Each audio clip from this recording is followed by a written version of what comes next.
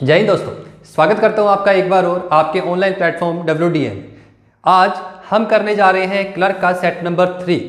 Previous video के बीच में सेट नंबर 1 और सेट नंबर 2 हो चुका है। जो न्यू स्टूडेंट्स हैं वो प्लीज़ पहले सेट नंबर 1 और सेट नंबर 2 पढ़िए, उसके बाद वो करते हैं सेट नंबर 3, ठीक है ना। क्योंकि सेट नंबर 3 के बीच में थोड़े से लेवल इंक्रीज करते हैं हम। जैसे कि सेट आते रहेंगे आपके पास, नए नए सेट आते रहेंगे, वैसे ही लेवल आपका इंक्रीज होता रहेगा, ठीक है। तो हम करते हैं मैथमेटिक्स का पार्ट। तो मैथमेटिक्स के पार्ट के बीच में जो क्वेश्चन नंबर 1 आपके पास है, question number 1 is if 5 men or 9 women can finish the work in 19 days, then in how many days 3 men and 6 women can complete the same work। ठीक है, अब इसके बीच में क्या है, यदि 5 आदमी या 9 औरतें किसी काम को 19 दिन में करती हैं तो 3 आदमी और 6 औरतें उस काम को कितने दिन में करेंगी। ठीक है, हमने पहले भी इससे रिलेटेड को एक क्वेश्चन किया था, आपको रिमेंबर हो जो पुराने बच्चे हैं जिन्होंने वीडियो देखी है। तो क्वेश्चन नंबर 1 के बीच में क्या गिवन है, क्वेश्चन नंबर 1 के बीच में गिवन है कि अगर 5 आदमी और 9 औरतें किसी काम को 19 दिन में कर सकते हैं, 19 दिन में कर सकते हैं, ये डेज गिवन है आपके पास, 19 दिन में कर सकते हैं, तो 3 आदमी और, जहां भी और आ जाए, हिंदी वाला और इंग्लिश में आ जाए एंड, तो वहां पर आप क्या लिखोगे, प्लस। तो 3 आदमी और 6 औरतें उस काम को कितने दिन में करेंगी।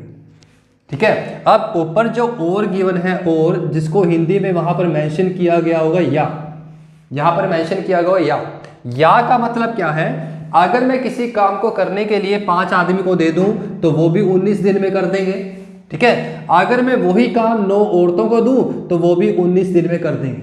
ठीक है, तो इसके पीछे आपने ट्रिक क्या लगाना है, जितने आपको डेज गिवन है क्वेश्चन के बीच में, वो आपने ऊपर न्यूमिनेटर में लिखना है 19, और नीचे वाले आदमी को ऊपर वाले आदमी से डिवाइड करना है, और नीचे वाली औरतों को ऊपर वाली औरतों से डिवाइड करना है। ठीक है, तो यहां पर 3/5 प्लस 6/9।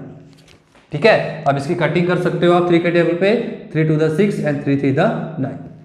अब इसका एलसीएम लीजिए, एलसीएम कितना आएगा, 5 3 the 15, 15 एलसीएम आ गया, और दोनों ही प्राइम नंबर है, 3 भी प्राइम नंबर है और 5 भी प्राइम नंबर है, तो क्रॉस मल्टीप्लाई कर सकते हो आप।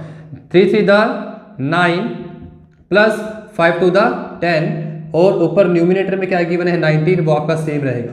तो 10 और 9 कितने होते हैं आपके पास, 19, तो 19 के साथ 19 फिनिश हो जाएगा, तो आंसर कितना आएगा आपके पास, 15 डेज। ठीक है, ये था आपके पास क्वेश्चन नंबर 1, जिसका आंसर आपके पास क्या था, ऑप्शन नंबर सी। चलो देखते हैं क्वेश्चन नंबर 2। क्वेश्चन नंबर 2 के बीच में आपको क्या निकालना है, find the square root. Square root निकालना है आपको, और स्क्वायर रूट निकालना किसका है, क्वेश्चन में गिवन है आपके पास, स्क्वायर रूट निकालना है आपका 0.0841, इसका आपको स्क्वायर रूट निकालना है। तो स्क्वायर रूट निकालने की एक ट्रिक आपको बताता हूं मैं, उस ट्रिक से आप जल्दी निकाल सकते हो। ठीक है, सबसे पहले आप क्या कीजिए, इसका पॉइंट फिनिश कीजिए।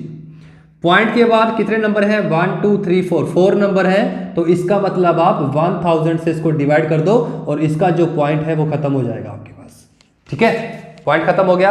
अब इसका आपको निकालना क्या है, इसका आपको अंडर रूट निकालना है, स्क्वायर रूट निकालना है। अब सबको पता है 1000 का जो स्क्वायर रूट होता है वो आपके पास कितना होता है, 4 थे आपके पास, ऊपर 4 नंबर थे तो 4 जीरो आएगी। ठीक है, नंबर आपके पास ये था 0.0, 4 नंबर थे तो 4 जीरो आएगी आपके पास। ठीक है, तो यहां पे 10,000 का जो स्क्वायर रूट होता है वो कितना होता है, 100, और ऊपर वाला जो नंबर है इसका स्क्वायर रूट निकालना है। तो कैसे निकालते हैं स्क्वायर रूट, स्क्वायर रूट निकालने से पहले आपको कुछ नंबर्स याद करने होंगे, जैसे कि 1 का स्क्वायर 1 होगा, 2 का स्क्वायर कितना होगा 4, 3 का स्क्वायर 9, 4 का स्क्वायर 16, 5 का स्क्वायर कितना होगा आपके पास 25, 6 का स्क्वायर 36, 7 का स्क्वायर 49, 8 का स्क्वायर 64, और 9 का स्क्वायर क्या होता है 81। अब ये नंबर आपको लर्न करने पड़ेंगे। अगर आपको ये लर्न है, आप किसी भी नंबर का स्क्वायर रूट निकाल सकते हो। कैसे, देखिए, अब आपको स्क्वायर रूट निकालना है 841 का, आपको स्क्वायर रूट निकालना है 841 का। ठीक है, और आपने करना क्या है, लास्ट के 2 नंबर उठा लीजिए, लास्ट के 2 नंबर उठा लीजिए, लास्ट के 2 नंबर के बीच में यहां पर लास्ट में क्या आ रहा है 1, 41 है ना, 41 के लास्ट में क्या है 1। अब 1 किस किस के पीछे आ रहा है, एक तो यहां पर है 1, और 1 कहां पर है, एक है यहां पर। ठीक है ना। इसके लास्ट में भी 1 है, एक यहाँ भी 1 है, मतलब कि 1 का स्क्वायर और 9 का स्क्वायर। अब मैंने यहाँ पे लिख दिया 1 और यहाँ पे लिख दिया 9। ठीक है, अब 41 है, 41 के पीछे 1 है, तो 1 कहाँ कहाँ आ रहा है, एक तो यहाँ पर आया 1, एक यहाँ आ रहा है। ठीक है, तो मतलब कि 1 का स्क्वायर और 9 का स्क्वायर, तो मैंने यहाँ लिख दिया 1 और यहाँ लिख दिया 9। अब बचा क्या आपके पास, बचा है आपके पास 8। 8 कहाँ आएगा, 8 आएगा इसके और इसके बीच में, 4 और 9 के बीच में आएगा 8। इसका मतलब 2 का स्क्वायर एंड 3 का स्क्वायर, 2 का स्क्वायर एंड 3 का स्क्वायर, यहाँ पे आ जाएगा नंबर 2 एंड 3। अब क्या चेक करना है आपको, अब आप देखिए, अगर मैं 2 का स्क्वायर करता हूं तो 4, 3 का स्क्वायर किया तो 9, मतलब कि यहां पर जो 8 है वो क्लोज किसके है, किसके ज्यादा पास है, 4 के ज्यादा पास है, 9 के ज्यादा पास है। तो 9 के ज्यादा पास है तो बड़े वाले नंबर के पास है। अगर बड़े वाले नंबर के पास हो तो हम जो नंबर लेते हैं वो लेते हैं ये वाला 29। तो मतलब कि जो इसका आएगा आपके पास अंडर रूट, वो कितना आएगा 29। ठीक है, अब यहाँ पर 2 नंबर्स आपके पास हैं, तो यहाँ पर 100 को हटा दीजिए और पॉइंट लगा दीजिए, तो यहाँ पे कितना आ जाएगा 0.29। जो इसका करेक्ट आंसर है आपके पास वो है आपके पास option number B. Now question number third. Question number third आपके पास जो क्वेश्चन है वो है सिंप्लीफाई करना है आपको। एक इक्वेशन आपके पास गिवन है, इक्वेशन क्या गिवन है, x + 1 again bracket start that is x square minus x + 1। ठीक है, अब इसका आपको सॉल्यूशन निकालना है, इसको सोल्व करना है। कैसे करना है, जो पहले वाला नंबर है उसको सबसे मल्टीप्लाई कीजिए, सबसे मल्टीप्लाई करना है पहले वाले नंबर को। x को x के स्क्वायर के साथ मल्टीप्लाई करेंगे, x³ minus x and x square plus x। अब दूसरे वाले नंबर को सबसे मल्टीप्लाई कीजिए, तो 1 को सबसे मल्टीप्लाई करेंगे तो सेम नंबर ही आता है आपके पास, तो वो आपके पास क्या आया plus x square minus x + 1। ठीक है, अब आपने करना क्या है, जो करते हैं माइनस का प्लस का एक खत्म हो गया आपके पास, प्लस का x माइनस का x खत्म हो गया, तो बचा क्या आपके पास x³ + 1, जो आपके पास करेक्ट आंसर है इसका, that is option number D. ये है आपके पास option number D. Now question number 4। If the 4 digit number x27y, या का आपके पास 4 डिजिट नंबर गिवन है, वो गिवन है x27y। ये आपके पास एक नंबर गिवन है जिसके बीच में मुझे x और y की वैल्यू नहीं पता। ठीक है, और आपको निकालना क्या है, आपको फाइंड आउट करना है x + y, और साथ में गिवन है कि जो ये नंबर दे रखा है वो 9 से पूरा पूरा डिवाइड होना चाहिए। क्वेश्चन क्या है, मैं आपको एक बार रिपीट कर देता हूं। क्वेश्चन है कि if the 4 digit number this one which is divisible by 9 then find the value of x + y। ठीक है, अब जैसे कि आपको ऑप्शन में दे देता हूं, ऑप्शन आपके पास क्या है, ऑप्शन आपके पास है 0, बी ऑप्शन आपके पास है 9, सी ऑप्शन आपके पास है 3 एंड लास्ट ऑप्शन आपके पास है 6। ठीक है, अब यहां पर x है, यहां पर y है, इसका मतलब जो वैल्यूज यहां पे पुट हो जाएंगे, पुट करोगे आप, वो अलग अलग होंगी। यहाँ पे अगर यहां भी x होता है, यहां भी x, इसका मतलब जो वैल्यू यहां पुट करोगे वही वैल्यू यहां पुट करनी पड़ेगी आपको। अगर सेम यहां पर जो वेरिएबल्स गिवन है, यहां भी x यहां भी x, तो सेम वैल्यू आएगी। अगर यहां पर अलग अलग है, यहां x यहां y, इसका मतलब आपको अलग अलग वैल्यू यहां पे डालनी पड़ेगी। तो जो आपके पास नंबर गिवन है, सबसे पहले ये लिख लीजिए, इसमें से आप ऑप्शन उठा सकते हो। ऑप्शन कैसे उठाओगे कि अगर मैं यहां पर x की वैल्यू रख देता हूं 0, मान के चलिए जैसे कि मैं यहां पर x की वैल्यू 0 रख दी, 0, 27 और y की वैल्यू रख दी यहां पर 9, इसका मतलब 4 डिजिट नंबर थोड़ी हुआ, ये तो 3 डिजिट नंबर हुआ ना, कि अगर 0 की तो कुछ होती वैल्यू नहीं है, अगर 0 आगे लगी हो तो कोई वैल्यू नहीं है उसकी। ठीक है, ये 3 डिजिट नंबर हुआ आपके पास, आपको निकालना है 4 डिजिट नंबर। तो इसका मतलब क्या, यहां पर 9 रख दीजिए और यहां पे रख दीजिए आप 0। ठीक है, फिर उसके बाद जो चेक करना है आपको कि जो नंबर बना है वो 9 से पूरा पूरा डिवाइड हो जाता है। अब कैसे, आप खुद देखिए कि अगर ये 9 से पूरा पूरा डिवाइड हो सकता है, आप ये तो डिवाइड करने तो नहीं बैठोगे आप, जो आपको नंबर गिवन है इसका आप सम निकाल दीजिए, 9 + 2 + 7 + 0 दैट इज इक्वल टू कितना 18। अब 18 9 के टेबल पे आता है, इसका मतलब पूरा पूरा 9 से डिवाइड हो जाएगा। इसका मतलब जो x की वैल्यू आपके पास कितनी है 9 और y की वैल्यू आपने क्या पुट की है 0। आपको निकालना क्या है x + y, दोनों को प्लस कर दीजिए तो आंसर आपके पास कितना आ जाएगा 9, that is option number B. ठीक है, now question number 5। Question number 5 is the average of 30 students is 9 year. If the age of teacher is included the age becomes 10 years. जो एवरेज एज है वो 10 years हो जाती है। Find the age of teacher, find the age of teacher. ठीक है, इसके बीच में है क्या, क्वेश्चन आपको दिखाई दे रहा है यहाँ पे, उसको पढ़ लीजिए। जो हिंदी मीडियम वाले हैं वो हिंदी में पढ़ेंगे और जो इंग्लिश मीडियम वाले हैं वो इंग्लिश में पढ़ेंगे। ठीक है, क्वेश्चन के बीच में क्या है कि एवरेज ऑफ 30 स्टूडेंट्स, जो 30 स्टूडेंट्स आपके पास हैं उनकी जो एवरेज गिवन है आपके पास दैट इज 9, वो 9 है। तो आप दोनों को मल्टीप्लाई कर दीजिए। मल्टीप्लाई करने के बाद इसका सम निकल के आता है, योग निकल के आता है, तो वो कितना है आपके पास 270। ठीक है, अब बोलता है कि if the age of teacher is included, कि इसके बीच में एक टीचर आ जाती है। पहले आपके पास 30 बच्चे हैं, एक टीचर आ गए, तो इसका मतलब वहां पर जो टोटल आपके पास पर्सन हो चुके हैं वो कितने हैं 31। उनकी जो एवरेज है वो आपके पास है 10। तो यहां पर दोनों को मल्टीप्लाई कीजिए। मल्टीप्लाई करने के बाद आपके पास कितना है यहां पर 310। ठीक है, अब क्या कर दीजिए, माइनस कर दीजिए। माइनस करने के बाद जो न्यू पर्सन इसके बीच में ऐड हुआ उसकी एज पता चल जाएगी। तो माइनस करोगे तो यहां पर कितना आ जाएगा आपके पास 40। इसका मतलब जो टीचर आपके पास आई थी उसकी एज कितनी है 40 ईयर्स, उसकी एज है 40 ईयर्स। तो आपके पास ऑप्शन नंबर बी जो करेक्ट आंसर है आपके पास वो है option number B. Now question number 6। Question number 6 के बीच में गिवन है HCF of 2 number is 11 and LCM is 7700 7700, then 1 number is given 275, find the second number. ये जो क्वेश्चन आपके पास है वो है LCM और HCF का। ठीक है, इस क्वेश्चन के बीच में एक छोटा सा फॉर्मूला लिख लीजिए। फॉर्मूला आपको मैंने पहले वाली वीडियो में भी बताया था, दैट इज फर्स्ट टर्म पहली संख्या, सेकंड टर्म दूसरी संख्या बराबर LCM लघुत्तम समावर्तक और महत्तम समावर्तक HCF। ठीक है, अब क्वेश्चन के बीच में गिवन क्या है, HCF गिवन है 11। इसका मतलब जो HCF गिवन है वो आपके पास 11 गिवन है। LCM गिवन है आपके पास 7700। फर्स्ट नंबर आपके पास गिवन है, first number is 275। You have to find the second number.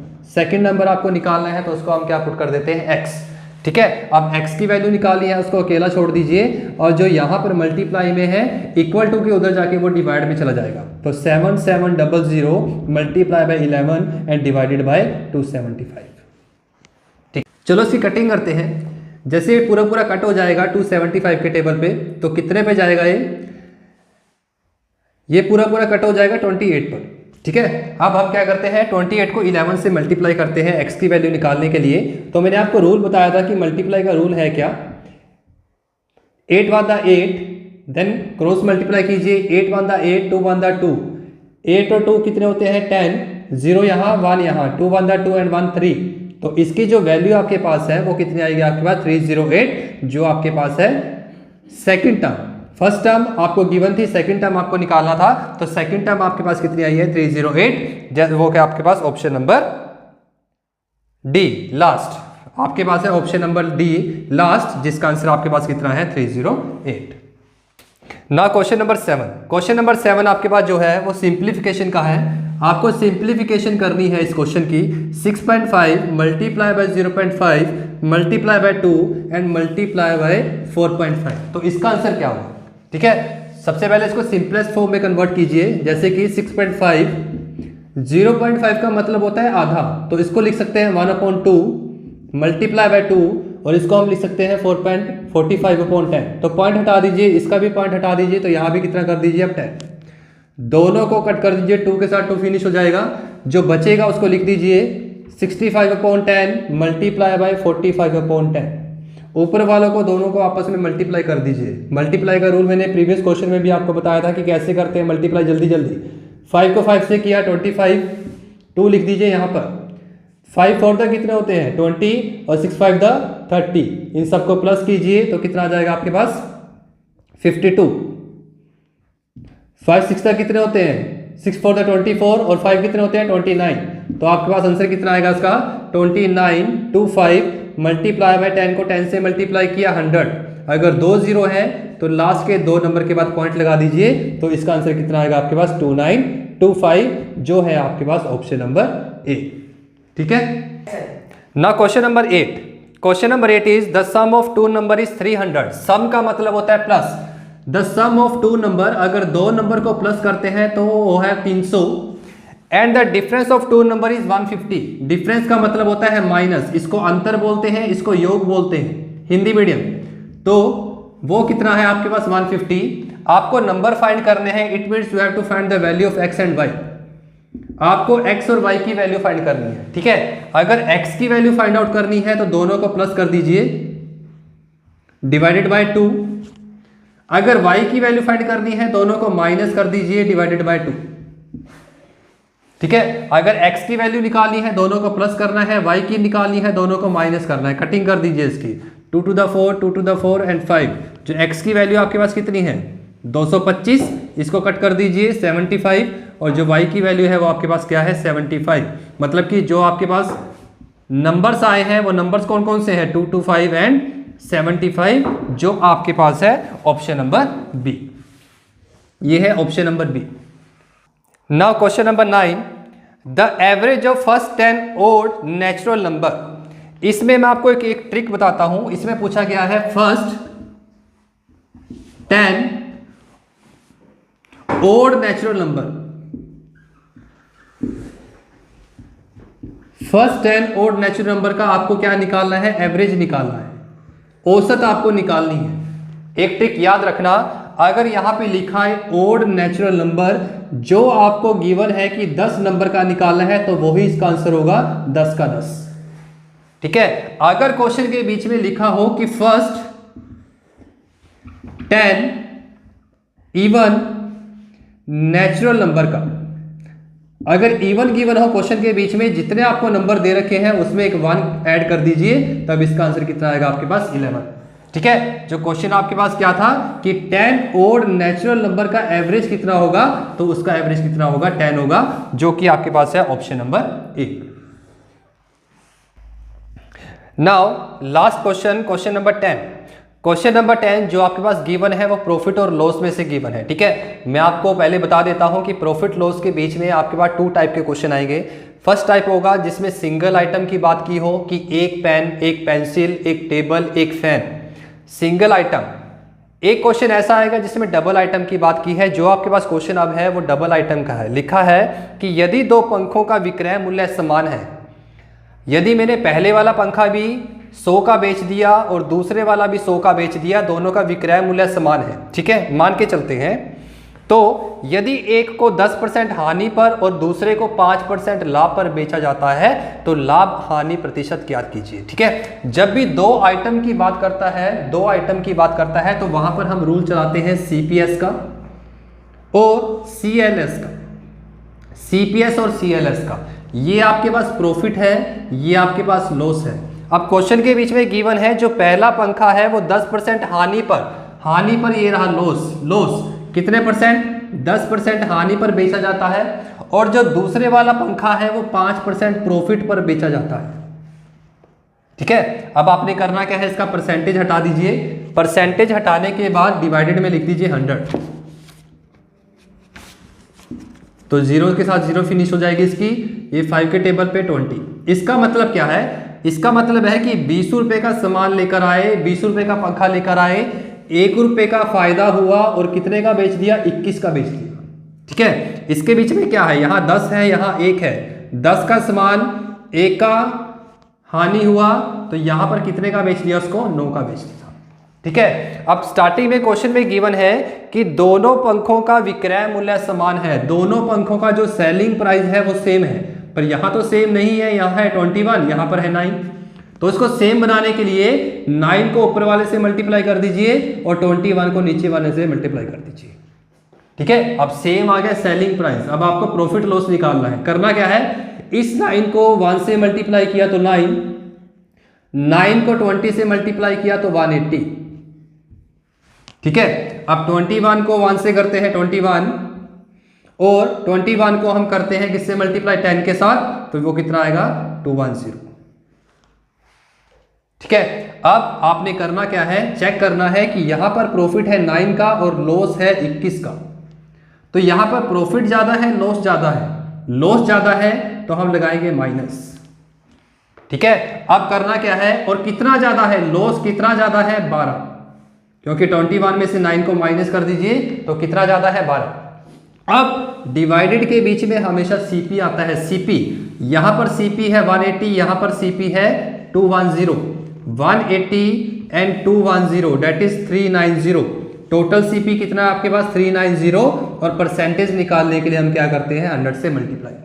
ठीक है, 0 से 0 फिनिश हो जाएगी, 3 के टेबल पर 4 पर और 3 के टेबल पे 13 पर, तो इसका जो आंसर आया है माइनस का 40/13, और माइनस आपको क्या बताता है कि उसको क्या हुआ, लॉस हुआ इतने का 40/13 का। इसको आप डिवाइड करके मिक्स्ड फ्रैक्शन में भी निकाल सकते हो, वो आपके पास कितना आएगा, वो आएगा 1/13 परसेंटेज लॉस। ये आपके पास आंसर है इसका, दैट इज ऑप्शन नंबर ए। चलिए अब करते हैं कंप्यूटर का सेक्शन, जिसमें आपके पास 5 क्वेश्चन आएंगे कंप्यूटर के। क्वेश्चन नंबर 1 क्या है, which is the generation of computer ICL 2900। ICL 2900 कौन सी जनरेशन में हम यूज करते थे, तो वो हम करते थे लास्ट जनरेशन में, जो आपके पास है 4th जनरेशन। क्वेश्चन नंबर 1 का जो आंसर आएगा वो आएगा डी, वो आपके पास 4th जनरेशन। 4th जनरेशन आपके पास टोटल जनरेशन कितने होते हैं, टोटल जनरेशन आपके पास होते हैं 5। ठीक है, now question number 2, question number 2 is IBM क्या है। IBM की फुल फॉर्म होती है इंटरनेशनल बिजनेस मशीन। IBM क्या है, एक कंप्यूटर रिलेटेड कंपनी है, जो आपके पास है option number a computer related company, a computer related company. IBM, the full form of IBM is International Business Machine. Okay, now question number 3, group of data is known as, group of data, अगर मैं सारे data का एक group बना दूं, एक जगह रख दूं सब डाटा को, उसको हम बोलते हैं रिकॉर्ड, जिसका है आपके पास ऑप्शन नंबर ए, आंसर आएगा आपके पास record. The group of data is known as record. Now question number 4, what is CRT। CRT की फुल फॉर्म क्या है, CRT की फुल फॉर्म आपके पास है cathode ray tube, option number D, cathode ray tube. Okay, now question number 5, which of the following is used for the first time in the 3rd generation. 3rd generation के बीच में हम क्या use करते थे, कौन सी चिप का use करते थे, तो हम 3rd जनरेशन के बीच में यूज करते थे इंटीग्रेटेड सर्किट का, जो आपके पास है ऑप्शन नंबर ए, इंटीग्रेटेड सर्किट। इंटीग्रेटेड सर्किट का हम यूज करते थे इसके बीच में। ठीक है, अब ये आपके पास कंप्यूटर सेक्शन था, ये आपने राइट डाउन करने हैं कॉपी के बीच में। अब अगर मैं आपको ये पूछता हूं कि हाँ कि इन कंप्यूटर के सेक्शन के बीच में सारा आपका सिलेबस हो जाएगा, नहीं, जितने भी सेट हैं कलर के वो आपको सब देखने पड़ेंगे, और जितने भी मैं क्वेश्चन करवा रहा हूँ मैथमेटिक्स के कंप्यूटर्स के, वो आपको कॉपी पर राइट डाउन करने हैं। ठीक है, तभी आपको समझ आएंगे, वैसे आपको समझ नहीं आएंगे। ठीक है, अगर आपको कोई इश्यू हो, कोई क्वेश्चन में प्रॉब्लम हो, तो आप कमेंट बॉक्स में बता सकते हैं, तो आपको सोल्यूशन प्रोवाइड करवाया जाएगा। तो ये था आपके पास मैथमेटिक्स और कंप्यूटर्स का पार्ट। अब आप देखिए इंग्लिश का part. Okay, thank you. Hello everyone, I am Mrs Kavita 3 from WDA Ambala. आज फिर आपके सामने एक नए सेट के साथ। आई होप आप लोग कर रहे हैं इन सेट्स को, और एक एक क्वेश्चन को प्लीज़ ध्यान से करिएगा, कहीं ना कहीं कुछ ना कुछ डाउट तो क्लियर हो ही रहा होगा, चाहे वो ऑनलाइन हो रहा है। ठीक है ना, और आपने अपने कमेंट्स करते रहना है, अपने डाउट्स को पूछते रहना है हमसे। ठीक है, तो चलिए स्टार्ट करते हैं। फर्स्ट उससे वही है, सबसे पहले पैराग्राफ डाले हुए हैं हमने इन पेपर्स में, और ये पेपर्स हमने बिल्कुल इम्पॉर्टेंट, जो बिल्कुल इम्पॉर्टेंट हमें लगता है उसके हिसाब से पेपर बनाया हुआ है। पैटर्न जो है जैसे पहले आते रहे हैं उसके अकॉर्डिंग बना हुआ है। पैटर्न अभी चेंज का कुछ भी नहीं हमें मतलब आया हुआ है कि पैटर्न चेंज होगा या कुछ है। तो बिल्कुल इम्पॉर्टेंट हर टॉपिक से लेके क्वेश्चन आया हुआ है, ऐसा नहीं है कि कोई टॉपिक आपका छूटा हुआ है। तो चलिए स्टार्ट करते हैं पैराग्राफ से। पैराग्राफ पढ़ती हूँ मैं। हाँ जी, तो चलिए पढ़ते हैं फर्स्ट पैसेज को।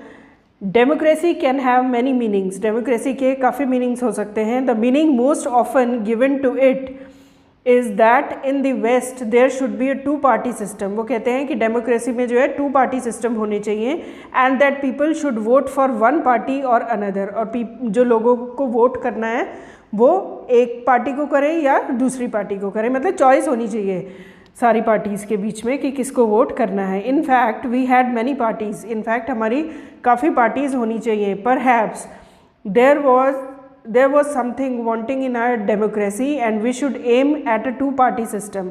वो कहते हैं कि हमें डेमोक्रेसी में चाहिए कोई चीज़ जो लैक कर रही है, डेमोक्रेसी में लैक कर रही है, क्या चीज़ लैक कर रही है कि 2 पार्टी सिस्टम होना चाहिए, because the 2 party may not be able to contain all the opinion in a country at a time, though I must admit that sometime the multiplicity of parties which we have in India is not a very great help to the people, but it is a phase of development।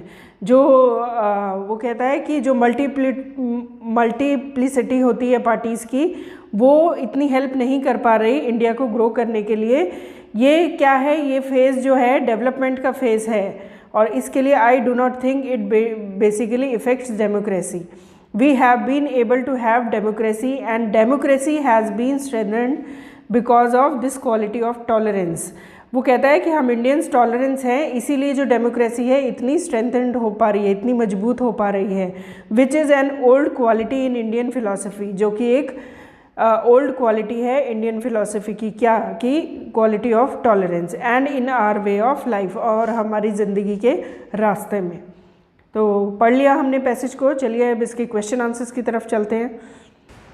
हाँ जी, समझ आया होगा, easy है paragraph. तो चलिए इसका first question है, what is western concept of democracy. Democracy का वेस्टर्न कॉन्सेप्ट क्या है। पहली लाइन में दिया हुआ है कि वी शुड हैव 2 पार्टीज़, है ना।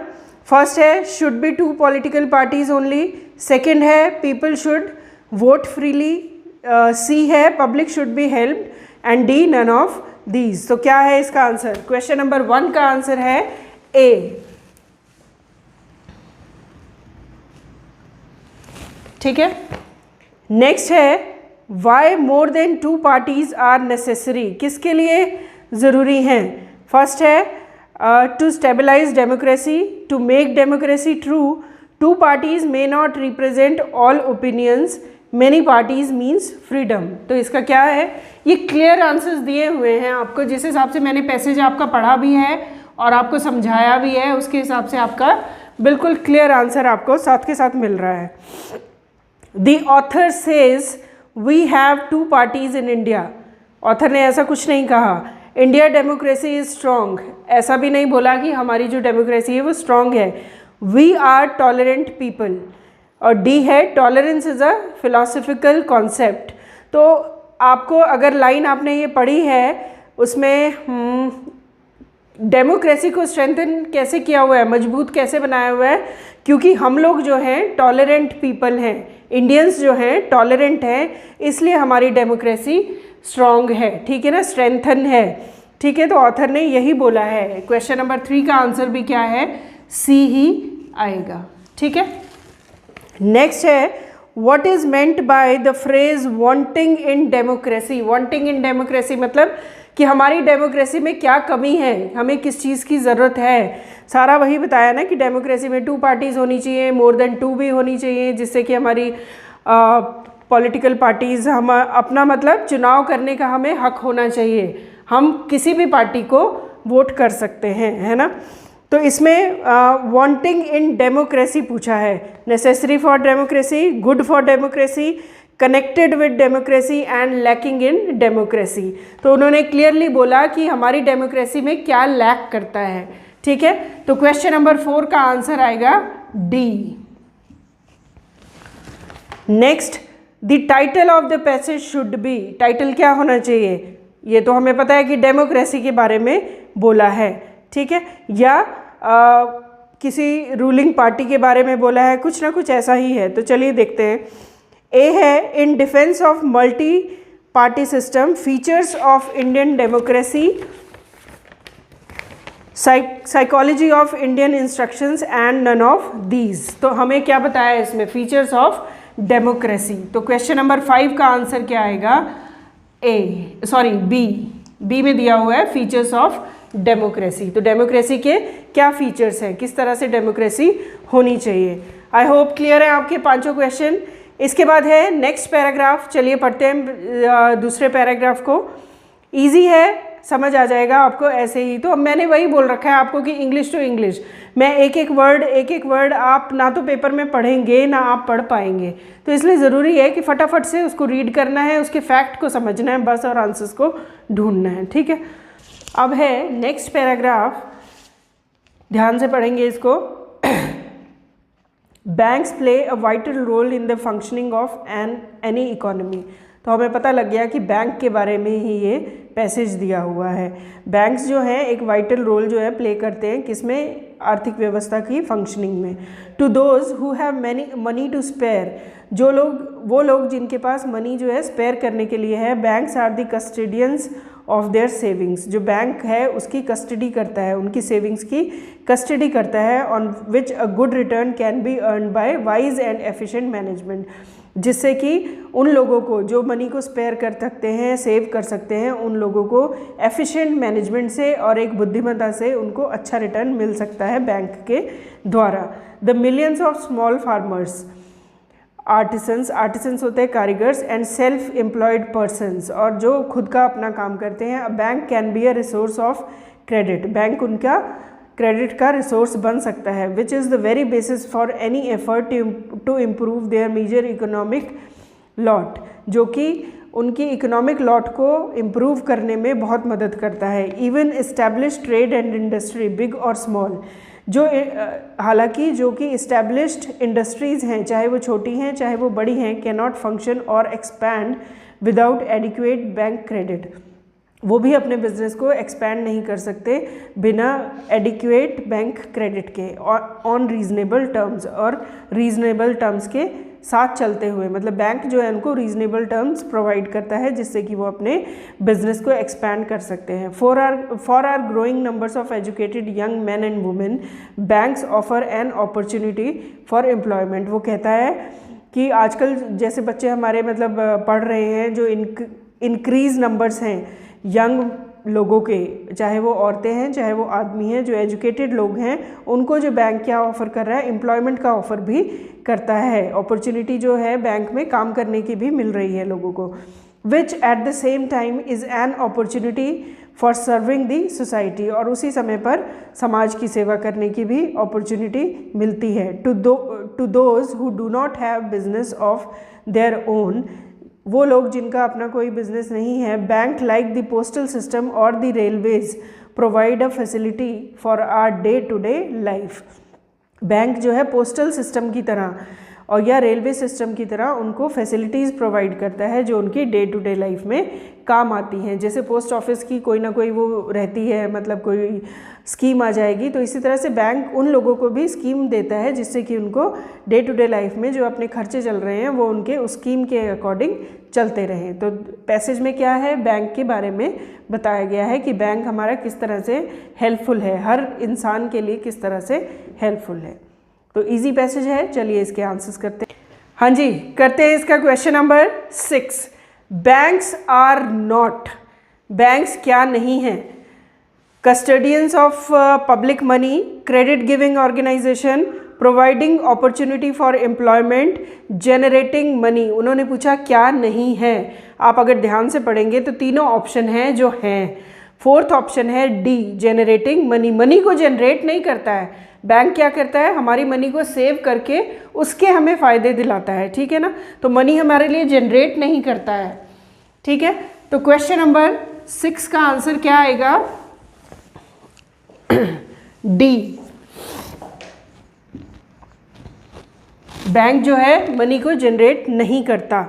Banks are commuting passengers, a resource of credit, distributing post, growing crops. बैंक्स क्या करता है, कम्यूटिंग पैसेंजर्स को कम्यूट कर रहा है, नहीं। अ रिसोर्स ऑफ क्रेडिट, क्रेडिट का रिसोर्स है कि जो भी हमारी सेविंग्स हैं जो हमने करी हैं वो हमें क्रेडिट करता है बैंक, ठीक है। तो क्वेश्चन नंबर 7 का आंसर आएगा बी। नेक्स्ट है how are banks like postal system. Postal system की तरह क्यों हैं? अगर आपने ध्यान से लाइन जो लास्ट वाली पढ़ी हुई है, to those who do not have business of their own bank like the postal system provide the facilities. ठीक है, तो यहाँ पर क्या है? ऑप्शन सी दी हुई है। क्वेश्चन नंबर 8 का आंसर क्या है? Option C. नेक्स्ट है the number for the educated young is. जो एजुकेटेड यंग है, जो पढ़े लिखे जवान हैं, उनकी मात्रा क्या हो रही है? इंक्रीज़ हो रही है, डिक्रीज़ हो रही है, स्टैटिक है या नन ऑफ दीज है? तो आपने ये लाइन भी पढ़ी है कि जैसे जैसे मतलब यंग जनरेशन जो है पढ़ी लिखी आ रही है, चाहे वो आदमी है चाहे वो औरतें हैं, तो बैंक जो है उनको अपॉर्चुनिटी किस चीज़ की दे रहा है?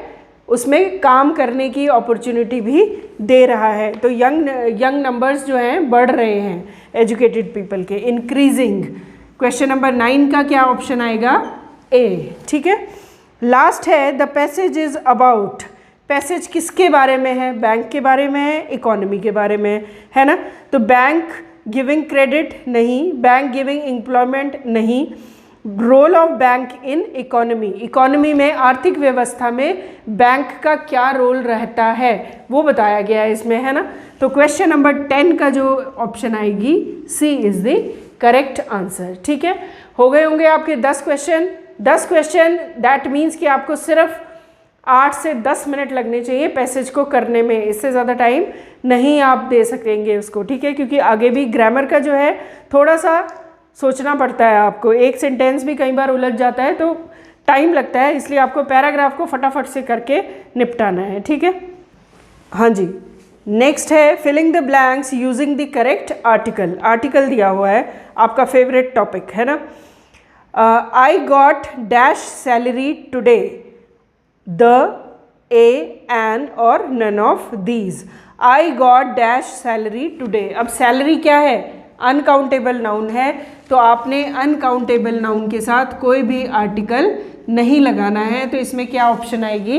डी, नो आर्टिकल रिक्वायर्ड या नन ऑफ दीज। ठीक है, नेक्स्ट है question number 12 Mrs Savita is dash MLA। Articles में हम क्या पढ़ते हैं कि जो भी हम शॉर्ट फॉर्म में वर्ड्स लिखते हैं आपने उनकी साउंड को मैच करना है। ठीक है, अल्फ़ाबेट है M, वैसे हम इसकी साउंड देखेंगे तो क्या आती है इसकी साउंड? म, जो कि एक व्यंजन है ना, कॉन्सोनेंट है, जिसके साथ हम क्या लगाते हैं? ए। लेकिन MA, MLA, MBBS है ना, ये जब आप वर्ड्स पढ़ेंगे तो इनमें साउंड किसकी आती है? ए की आती है ना, जो कि एक स्वर है, और स्वरों के साथ हमने क्या याद किया हुआ है? एन लगता है। ठीक है, तो क्वेश्चन नंबर 12 में आप क्या लगाएंगे? एन, जो कि है ऑप्शन ए। ठीक है, ये सब चीज़ें आपकी क्लियर होनी ज़रूरी हैं, वो क्लास के अंदर होंगी जब आप टॉपिक को बड़े ध्यान से, मतलब बिल्कुल थरली उसको जब हम क्लास में करते हैं तब आपको समझ आ जाता है। क्वेश्चन नंबर 13 है I do not know dash way, the way. हमेशा द वे होता है, जैसे guide knows the way, I do not know the way, मैं रास्ता नहीं जानता, या गाइड को रास्ता पता था। तो क्वेश्चन नंबर 13 का आंसर क्या आएगा? द, जो कि ऑप्शन नंबर किस में है? सी में।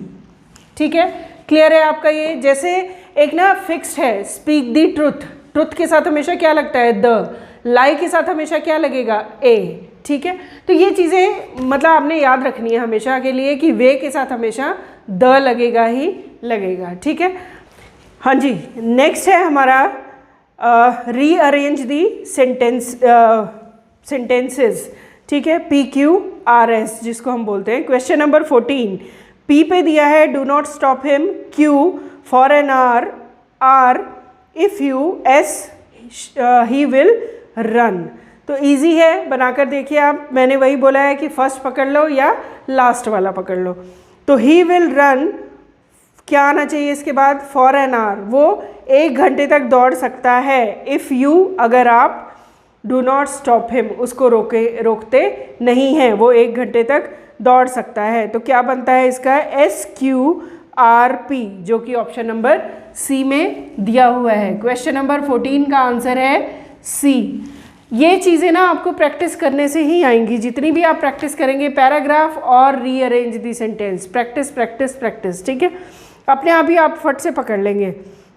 क्वेश्चन नंबर 15 है, in the evening she went out once a week shopping. तो क्या आना चाहिए इसका answer?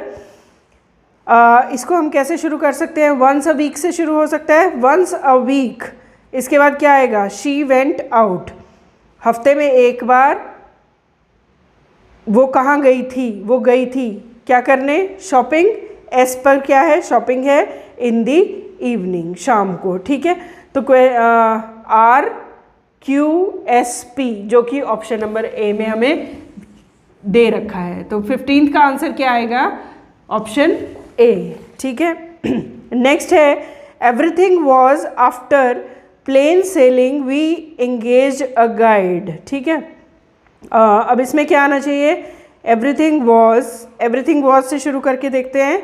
Everything was plain sailing after we engage a guide, ठीक है। PRQS जो कि ऑप्शन नंबर डी में आपको दिया हुआ है। तो इसका आंसर क्या आया? ऑप्शन डी, ठीक है। हाँ जी, चलिए क्वेश्चन नंबर 17 पे चलते हैं। इंडिकेट द एरर्स, इसमें हमने एरर ढूंढना है। अब आप 17 क्वेश्चन को देखिए। मोर देन 1 person, ठीक है, was killed in the accident, ठीक है, ये दिया हुआ है आपको सेंटेंस, एक्सीडेंट, है ना। आपको इसमें बोला गया है कि कोई चेंज करना है। अगर हम रूल अगर देखें इसका, तो अगर मोर देन के बाद मोर देन 1 के बाद सिंगुलर नाउन है तो वहाँ पर वर्ब भी क्या आएगी? आपकी सिंगुलर ही आएगी। समझ आ रही है बात? अगर मोर देन 1 के बाद सिंगुलर नाउन है तो वर्ब भी आपकी क्या आएगी? सिंगुलर आएगी। तो इस क्वेश्चन में कोई भी इम्प्रूवमेंट नहीं है, इसके आंसर में कोई भी इम्प्रूवमेंट नहीं है, ये ठीक दिया हुआ है। लेकिन अगर यहाँ पर मोर देन 2, 3 एनी, मतलब कोई भी नंबर दिया होता, प्लस अब 2 बॉयज होता है, या मतलब वहाँ पे क्या हो जाएगा? प्लूरल हो जाएगी नाउन, और वर्ब भी क्या हो जाएगी? वहाँ पे प्लूरल वर्ब हो जाएगी। समझ आई है बात आपको?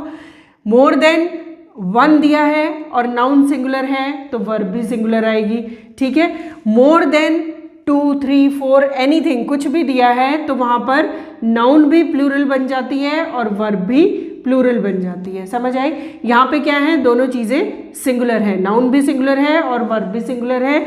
और मोर देन के बाद 2 से ज़्यादा दिए हैं, मतलब ये अगर मैं यहाँ लिख दूँ मोर than 2 boys have cleared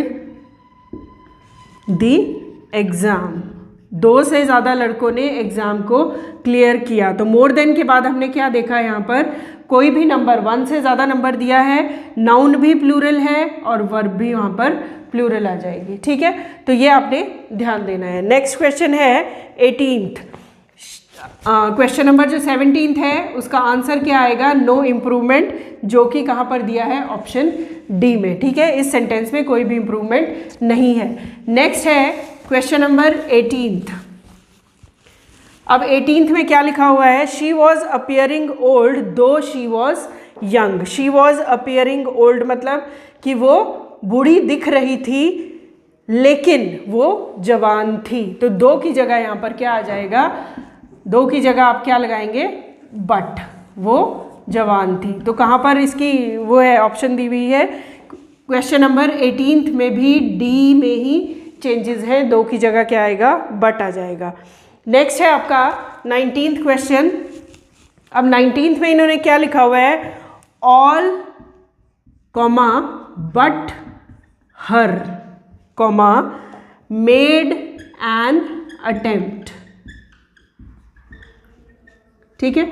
option में दिया हुआ है। अब आप सबसे पहले ये देखेंगे, जब भी हम सेंटेंस को शुरू करते हैं तो जो सब्जेक्टिव प्रोनाउन होती है वो कभी भी ऑब्जेक्टिव नहीं होगी, यहाँ पर सब्जेक्टिव आएगी। सब्जेक्टिव मीन्स जिससे कि हम टेंस को शुरू करते हैं। तो हर की जगह यहाँ क्या आना चाहिए था, शी आना चाहिए था। अगर आप इसको ऑल बट को हटा दें और इस सेंटेंस को पढ़ें, हर मेड एन अटेम्प्ट, तो ये कोई सेंस नहीं बन रही है टेंस की। यहाँ पे क्या आएगा, शी मेड एन अटेम्प्ट, तो सेंस बनती है ना कि उसने एक अटेम्प्ट किया, उसने एक काम किया। ठीक है, तो हर की जगह यहाँ पे क्या आएगा, शी आएगा, हर इज रॉन्ग। तो इसमें कौन सी ऑप्शन दी हुई है, क्वेश्चन नंबर 19 में A option is the correct, जो कि है ऑल बट शी। ठीक है, ये वाली ऑप्शन करेक्ट आएगी। नेक्स्ट है क्वेश्चन नंबर 20। अब 20 में आपने क्या करना है, इसमें एक फिलअप दिया हुआ है जो आपने फिल करना है ऑप्शन के बीच में से। Dash his friends is tired. ठीक है, फर्स्ट ऑप्शन आप देखेंगे नीदर ही नॉर हिज फ्रेंड्स।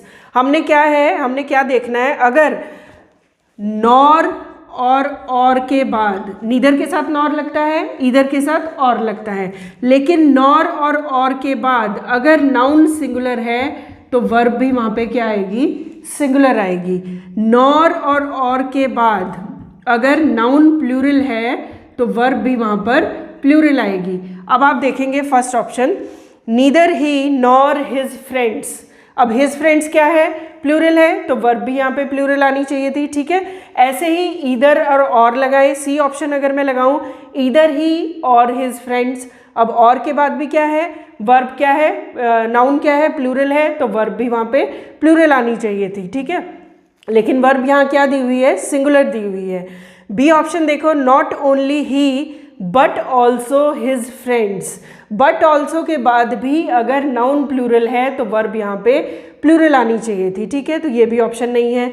अब है D option, he as well as, he as well as. अब as well as, together with, along with, जब भी आते हैं तो वर्ब हमेशा सिंगुलर आती है। दूसरा आपने क्या देखना है कि फर्स्ट सब्जेक्ट, अगर इन वर्ड से पहले फर्स्ट सब्जेक्ट क्या है जो शुरू में दिया हुआ है, जिसके बारे में बात कर रहे हैं, अगर वो सिंगुलर है तो वर्ब भी सिंगुलर आएगी। अगर यहाँ पर प्लूरल कुछ होता, हिज फ्रेंड्स पहले आ जाता, his friends as well as he, समझ आ रही है आपको बात, तो इसके अकॉर्डिंग आनी थी वर्ब, तब यहाँ वर्ब क्या आती, आर।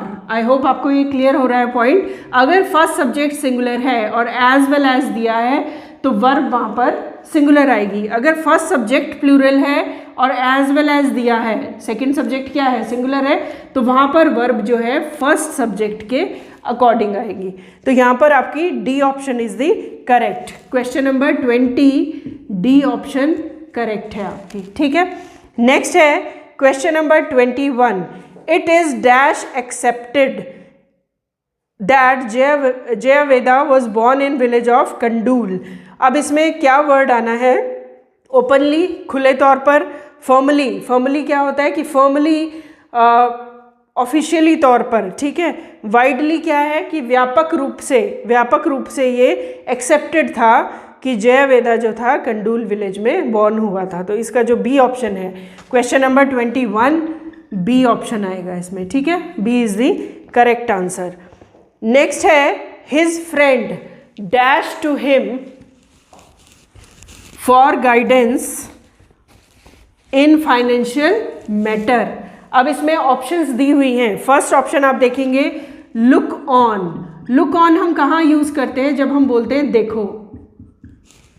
ठीक है, लुक ऑन का मतलब होता है देखो। लुक एट का मतलब क्या होता है, जब हम किसी ऑब्जेक्ट की तरफ इशारा करके बोलते हैं, look at the board, board की ओर देखो, बोर्ड की तरफ देखो। लुक डाउन होता है किसी का तिरस्कार करना, किसी की बेइज्जती करना, किसी को नीचा दिखाना। ठीक है, अब बी ऑप्शन दी हुई थी लुक अप। लुक अप का मतलब क्या होता है, की ओर देखता है। अब इसमें सेंटेंस में अगर आप देखेंगे तो क्या दिया हुआ है कि उसका दोस्त जो है फाइनेंशियल मैटर्स के लिए उसकी ओर देखता है। उसकी ओर देखता है मतलब कि उसकी मदद के लिए देखता है, उससे मदद लेता है फाइनेंशियल मैटर्स में। अगर उसको कोई गाइडेंस चाहिए होती है तो वो उसकी ओर देखता है, अपने दोस्त से मदद लेता है, मतलब पॉजिटिव, कि वो उसकी तरफ देखता है, उसकी कोई पॉजिटिव उससे कोई सॉल्यूशन मिलेगा। इसलिए यहाँ पर ऑप्शन नंबर आएगी B. B is the correct answer. ठीक है, अब आते हैं आपके सिनोनिमस और antonyms. Synonyms means same meaning word, antonyms means opposite word. अब आप बच्चे बोलते हैं कि मैडम इम्पॉर्टेंट कराइए, वोकैबुलरी इतनी ज़्यादा है, इतनी वास्ट है कि कितना, मतलब ऐसा नहीं होता इसमें कि इम्पॉर्टेंट कुछ ऐसा है कि यही आना है, यही आना है, ठीक है ना। लेकिन जितने भी इन क्वेश्चन पेपर में दिए हुए हैं, आप मान के चलिए कि बहुत इंपॉर्टेंट वर्ड्स दिए हुए हैं और बहुत ही सिंपल वर्ड भी दिए हुए हैं। आपको इतना कोई भारी वर्ड नहीं आता कि आपने नहीं पढ़ा हुआ होगा, ठीक है ना। तो आप इनको जितने भी इन पेपर्स में आप कर रहे हैं ना, इनको प्लीज़ ध्यान से, आप चाहे अपना एक अलग से फोल्डर बना लो सिनोनिमस और एंटोनिमस का, अलग से सिनोनिमस एंटोनिमस लिख लो, यही याद करके चले गए तो कुछ ना कुछ आ जाएगा इसमें से। तो चलिए फर्स्ट पढ़ते हैं इसमें। Choose the synonyms of given word recent. Recent क्या होता है? फ्रेश, नया, न्यू अराइवल, है ना। रीसेंट, लेटेस्ट, क्या चल रहा है आजकल, रीसेंट फैशन क्या है आजकल, ठीक है। तो क्वेश्चन नंबर 23 सिनोनिमस पूछा है, सेम मीनिंग, रीसेंट, फ्रेश, ठीक है। तो A is the correct answer. Next है, choose the synonyms of given word sacred. Sacred का मतलब होता है पवित्र, ठीक है। Gita is a sacred book, ठीक है। प्रोफेन, पायस, अनहोली, टेम्पोरल, ठीक है। तो इसमें क्या आएगा इसका? B is the correct option. जो इसका सिनोनिमस है पायस मतलब पवित्र, सैकर्ड, इसी को ही बोला जाता है, तो B is the correct answer. Next है, choose the antonyms of given word partial. Partial होता है एक कोई, जैसे हम कहते हैं ना कि वो बड़ा पार्शियलिटी दिखाता है, मतलब पार्शियलिटी करता है, किसी के साथ पार्शियलिटी करना, भेदभाव करना, ठीक है। तो इसका क्या होगा? अनफेयर, सुप्रीम, अनबायस्ड या एक्सपैंड। अनबायस्ड, निष्पक्ष, ठीक है। क्वेश्चन नंबर, हमने ध्यान रखना है आपने कि एंटोनिमस पूछा हुआ है, हमें सारे वर्ड्स एक जैसे से लगते हैं, समझ में नहीं, तो आपने ध्यान से उसकी हेडिंग को पढ़ना है कि सिनोनिमस है या एंटोनिमस पूछा है। तो आपने पार्शियल का एंटोनिमस क्या करना है? अनबायस्ड, जो कि ऑप्शन नंबर सी में दिया हुआ है, ठीक है। तो आप ध्यान से इसको पढ़िएगा और जो भी आपके डाउट हैं वो आप कमेंट सेक्शन में पूछ सकते हैं। चलिए, thank you so much, thank you. जय हिंद दोस्तों, चलिए देखते हैं आपका जो नेक्स्ट पोर्शन है इस पेपर का, साइंस का। तो देखते हैं कि साइंस का आपका पहला क्वेश्चन क्या है। तो साइंस का आपका पहला क्वेश्चन है कि मानव शरीर की सबसे बड़ी ग्रंथि कौन सी है? Which is the largest gland of human body? आपके ऑप्शन है, ऑप्शन नंबर ए है पीयूष ग्रंथि, ऑप्शन नंबर बी है यकृत मतलब कि लीवर, ऑप्शन नंबर सी है एड्रिनल मतलब अधिवृक्क, और ऑप्शन नंबर डी है थायराइड। आपका सही आंसर है ऑप्शन नंबर बी, लीवर या यकृत। तो पहले वाले क्वेश्चन का आपका सही आंसर क्या है? ऑप्शन नंबर बी, यकृत या लीवर। नेक्स्ट क्वेश्चन देखते हैं। जो आपका दूसरा क्वेश्चन है वो है कि निम्न में से कौन सा तत्व निष्क्रिय गैस नहीं है? Which one of the following is not an element of noble gases? Noble gas कौन सी नहीं है? आपके ऑप्शन है, पहला है नियॉन, दूसरा है जेनॉन, तीसरा है हाइड्रोजन, चौथा ऑप्शन है हीलियम। तो इसका सही आंसर क्या होगा? इसका सही आंसर है आपका दूसरे का हाइड्रोजन। इसका सही आंसर है हाइड्रोजन, जो कि ऑप्शन नंबर सी है। तो आपका सही आंसर क्या हो जाएगा? हाइड्रोजन। अब निष्क्रिय गैस या नोबल गैस कौन सी होती है? तो निष्क्रिय गैस आप पीरियोडिक टेबल में देखेंगे तो जो सबसे लास्ट वाली कॉलम है, मतलब 18वें ग्रुप का, 18 ग्रुप का, उसमें लिखा हुआ है कॉलम में कौन कौन से एलिमेंट है। हीलियम है, नियॉन है, आर्गन है, क्रिप्टन है, जेनॉन है, रेंडॉन है। तो आप देखेंगे इनको नोबल गैस कहते हैं, नोबल गैस की सीरीज होती है। इसके आउटर मोस्ट में कितने इलेक्ट्रॉन होंगे? सिर्फ हीलियम को छोड़ के, हीलियम में आउटर मोस्ट में सिर्फ 2 इलेक्ट्रॉन होते हैं। बाकी सारे के जो आउटर मोस्ट ऑर्बिट होगा उसमें कितने इलेक्ट्रॉन होंगे? 8 इलेक्ट्रॉन होंगे। ये सारे ही 8 इलेक्ट्रॉन फुलफिल रहते हैं, मतलब इनको और किसी इलेक्ट्रॉन की जरूरत नहीं है, इसलिए ना ये किसी को इलेक्ट्रॉन देते हैं ना किसी से इलेक्ट्रॉन लेते हैं, इसीलिए ये किसी से रिएक्ट नहीं करते, इसलिए इनको नोबल गैस या निष्क्रिय गैस कहा जाता है। कई बार आपसे ये भी क्वेश्चन पूछता है कि बल्ब में जो विद्युत का बल्ब होता है उसमें कौन सी गैस भरी हुई होती है, तो उसका आंसर आप क्या दोगे, आर्गन गैस भरी हुई होती है। क्यों, ये निष्क्रिय गैस होती है। अगर इसके अलावा आप कुछ दूसरे ऐसे गैस को भर दो जो कि ऑक्सीजन के साथ रिएक्ट कर ले तो बल्ब का फिलामेंट ही टूट जाता है, तो इसलिए क्या है, उसमें निष्क्रिय गैस भरी जाती है। आपका जो अगला क्वेश्चन है, ये क्वेश्चन नंबर 3 साइंस का, वो क्या है कि निम्न में से कौन सी धातु भविष्य की धातु के रूप में जानी जाती है। Which one of the following as known as metal of future या फ्यूचर मेटल। आपके ऑप्शन है, ऑप्शन नंबर ए है लोहा आयरन, ऑप्शन नंबर बी है स्टील, ऑप्शन नंबर सी है टाइटेनियम और ऑप्शन नंबर डी है कॉपर। सही आंसर क्या है आपका, सही आंसर है option number C. Option number C है सही answer, option number C, titanium को भविष्य की धातु कहा जाता है। चलिए देखते हैं आपका जो नेक्स्ट क्वेश्चन है वो क्या है। क्वेश्चन नंबर 4 क्या है आपका, क्वेश्चन नंबर 4 है निम्न में से कौन सी वस्तु प्लास्टिक फाइबर के समान है। Which one of the following is a polyester fibre. तो देखते हैं आपके ऑप्शन क्या है इसका। आपका ऑप्शन है, ऑप्शन नंबर ए है नाइलॉन, ऑप्शन नंबर बी है टेरेलिन, ऑप्शन नंबर सी है एक्रेलिक और ऑप्शन नंबर डी है रेयान। सही आंसर क्या है इसका, आपका सही आंसर है इसका ऑप्शन नंबर बी टेरेलिन। तो 4th का सही आंसर है ऑप्शन नंबर बी टेरेलिन, जो कि किसके जैसा है, प्लास्टिक फाइबर के समान है। नेक्स्ट क्वेश्चन देखते हैं आपका। जो नेक्स्ट क्वेश्चन है आपका वो है क्वेश्चन नंबर 5। उस धातु का नाम बताइए जो कमरे के तापमान पर ठोस अवस्था में होता है लेकिन हथेली पे रखते ही वो पिघल जाता है। Name the metal which is solid in room temperature but it start melting when kept on palm. Option क्या है आपके, ऑप्शन है potassium A option, option B है गैलियम, ऑप्शन सी है सोडियम या ऑप्शन डी है इनमें से कोई नहीं। सही आंसर क्या है आपका, इसका सही आंसर है ऑप्शन नंबर बी। इसका सही आंसर है ऑप्शन नंबर बी गैलियम। अच्छा, इससे रिलेटेड और क्या क्वेश्चन पूछा जा सकता है। इससे रिलेटेड कई बार आपसे क्वेश्चन पूछता है कि कौन सी धातु है जो रूम टेम्परेचर पर, कमरे के तापमान पर द्रव अवस्था में पाई जाती है। तो अगर आपसे पूछे कि कौन सी धातु है तो उसका आंसर क्या दोगे आप, उसका आंसर दोगे मरकरी। मरकरी का कई बार अगर आपसे नोटेशन पूछ ले तो मरकरी का नोटेशन क्या लिखोगे आप, मरकरी का नोटेशन होता है Hg। Hg, इसको हिंदी में पारा बोलते हैं। अगर आपसे यही क्वेश्चन पूछ दिया जाए कि ऐसी कौन सी अधातु है, मतलब नॉन मेटल है, जो लिक्विड स्टेट में या द्रव अवस्था में पाई जाती है, तो उसका आंसर क्या होगा, ब्रोमीन। ब्रोमीन को आप कैसे डिनोट करते हो, Br से। यहां पर ये आपके पांचों जो क्वेश्चन है साइंस वाले पोर्शन के, ये कंप्लीट होते हैं। चलिए अब नेक्स्ट सेक्शन आपका जीएसजीके का जो सेक्शन है उसको देखते हैं। तो उस वाले सेक्शन का जो आपका पहला क्वेश्चन है वो पहला क्वेश्चन है कि फीफा का मुख्यालय कहां पर स्थित है। Where is the headquarter of FIFA governing body located. कहां पे मुख्यालय है फीफा का।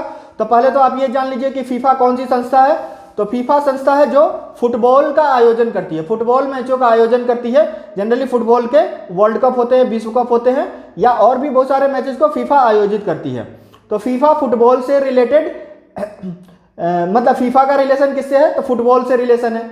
आपके ऑप्शन क्या है हेडक्वार्टर में, पहला ऑप्शन है साउ पाउलो, दूसरा ऑप्शन है लंदन, तीसरा ऑप्शन है ज्यूरिक और चौथा ऑप्शन है दुबई। सही आंसर क्या है आपका, इसका सही आंसर है आपका option number C. Question number 1 का जो पहला सही आंसर है वो है option number C Zurich. Zurich कहाँ पे है, तो ज्यूरिक स्विट्जरलैंड में है। अच्छा, इससे रिलेटेड और क्या क्वेश्चन आपसे पूछे जा सकते हैं फीफा से। तो फीफा से रिलेटेड क्वेश्चन आपसे पूछा जा सकता है कि जो नेक्स्ट फीफा का वर्ल्ड कप होने वाला है वो कौन सा देश उसका आयोजन कर रहा है, ऑर्गेनाइजर कंट्री कौन सी है। तो 2022 में जो फीफा का विश्व कप होगा उसका ऑर्गेनाइजर है कतर। उसके अलावा 2004 साल में ये विश्व कप होते हैं। तो उसके अलावा 2026 में जो विश्व कप होगा उसका ऑर्गेनाइजर कंट्री कौन है, तो उसका ऑर्गेनाइजर कंट्री अमेरिका, मैक्सिको और कनाडा संयुक्त रूप से उसका ऑर्गेनाइज करेंगे उस विश्व कप को जो 2026 में होने वाला है। तो कई बार आपसे ये क्वेश्चन भी पूछे जा सकते हैं कि 2022 में या 2026 में जो फुटबॉल विश्व कप होगा उसका आयोजन कौन करेगा। नेक्स्ट क्वेश्चन देखते हैं आपका। इसका जो नेक्स्ट क्वेश्चन है, स्टेनलेस स्टील बनाने के लिए स्टील में कौन सा तत्व मिलाया जाता है। Which element is added to steel to produce stainless steel. आपके ऑप्शन क्या है, ऑप्शन ए है टीन को मिलाया जाता है, ऑप्शन बी है एल्युमिनियम मिलाया जाता है, ऑप्शन सी है कि कॉपर मिलाया जाता है, या ऑप्शन डी है कि क्रोमियम मिलाया जाता है। आप सबको पता है इसका आंसर क्या है? इसका सही आंसर है ऑप्शन नंबर डी, क्रोमियम। जो क्वेश्चन नंबर 2 है उसका सही आंसर क्या है? Option number D, chromium. आपको पता है क्रोमियम को, कार्बन को और आयरन को मिला के स्टेनलेस स्टील बनाया जाता है। क्रोमियम मिलाया जाता है, उससे वो क्या करता है, उसको जंगरोधी बनाता है, मतलब उसमें रस्टिंग नहीं होने देते। नेक्स्ट क्वेश्चन देखते हैं। आपको नेक्स्ट क्वेश्चन क्या है? वह कौन सा राज्य है जिसने 1 रुपए में 1 किलो चावल देने की स्कीम प्रचलित की? इसके ऑप्शन क्या है आपके? मतलब क्वेश्चन है which of the following state has introduce 1 kg rice for 1 rupee scheme के रूप में किस राज्य ने चालू किया? आपका ऑप्शन है, फर्स्ट है West Bengal, option A, option B है उड़ीसा, ऑप्शन सी है तमिलनाडु और ऑप्शन डी है केरला। सही आंसर क्या है आपका? इसका सही आंसर है ऑप्शन नंबर सी। इसका सही आंसर है ऑप्शन नंबर सी, तमिलनाडु। अच्छा, अगर आप गूगल सर्च करोगे तो कई बार आपको ऑप्शन ना उड़ीसा भी आंसर दिखा सकता है। तो उड़ीसा में बाद में नवीन पटनायक साहब ने शुरू किया था शायद, लेकिन उसके पहले ही तमिलनाडु में ये स्कीम चालू कर दी गई थी। तो इसलिए इसका सही आंसर क्या होगा? Option number C. अच्छा, इससे रिलेटेड और क्या क्या क्वेश्चन पूछे जा सकते हैं आपसे? तो कई बार आपसे क्वेश्चन पूछ देता है कि तमिलनाडु का अभी मुख्यमंत्री कौन है, चीफ मिनिस्टर कौन है? तो अभी तमिलनाडु का चीफ मिनिस्टर कौन है? MK स्टालिन साहब। किसके बेटे थे वो? करुणानिधि साहब के।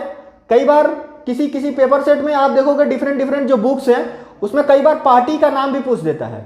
तो MK स्टालिन साहब जिस पार्टी के चीफ हैं उस पार्टी का नाम क्या है? DMK नाम है उस पार्टी का। ऑपोजिशन में जो पार्टी है, जो जयललिता जी की पार्टी थी, AIDMK उसका नाम था।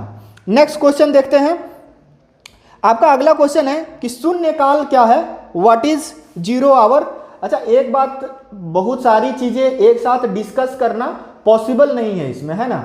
तो अगर आपको लगे कि आपका बेस बहुत कमजोर है तो आप चाहे तो हमारे ऑफलाइन बैचेज को ज्वाइन कर सकते हैं, लेकिन क्योंकि वीडियो में ये एक शॉर्ट टाइम पीरियड का वीडियो है तो इसमें बहुत सारी चीज़ें एक साथ तो एक्सप्लेन नहीं की जा सकती है, लेकिन जितना भी हो रहा है हम उतना पूरी कोशिश कर रहे हैं, है ना, कि इतना आप तक चीज़ें पहुंचाई जाए। नेक्स्ट क्वेश्चन देखते हैं। शून्यकाल क्या है? What is 0 hour? Option A है आपका कि सुबह के 1 बजे को बोलते हैं शून्यकाल, ऑप्शन बी है बिस्तर से सो के उठने के समय को शून्यकाल बोलते हैं, ऑप्शन सी है सोने का समय को बोलते हैं, हमारे लिए तो सोने के समय को ही बोलते हैं। अगला ऑप्शन है ऑप्शन नंबर डी, संसद के प्रश्नकाल के बाद के समय को बोलते हैं। तो शून्यकाल क्या है आप देखते हैं, इंडिया की जो संसद है उसमें जो सेशन होता है तो पहले सेशन के बाद के टाइम को शून्यकाल कहा जाता है। तो इसका सही आंसर क्या है? सही आंसर है क्वेश्चन नंबर 4 का सही आंसर है ऑप्शन नंबर डी।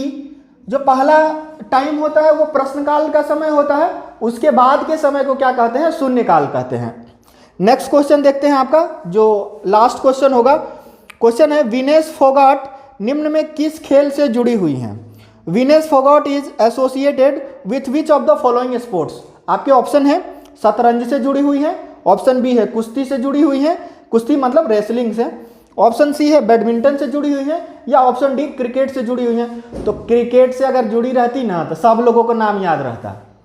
तो इसका सही आंसर क्या है? इसका सही आंसर है ऑप्शन नंबर बी, रेसलिंग से जुड़ी हुई है। फोगाट सिस्टर्स का नाम तो ऑलरेडी आपने देखा ही होगा, मतलब सुना होगा।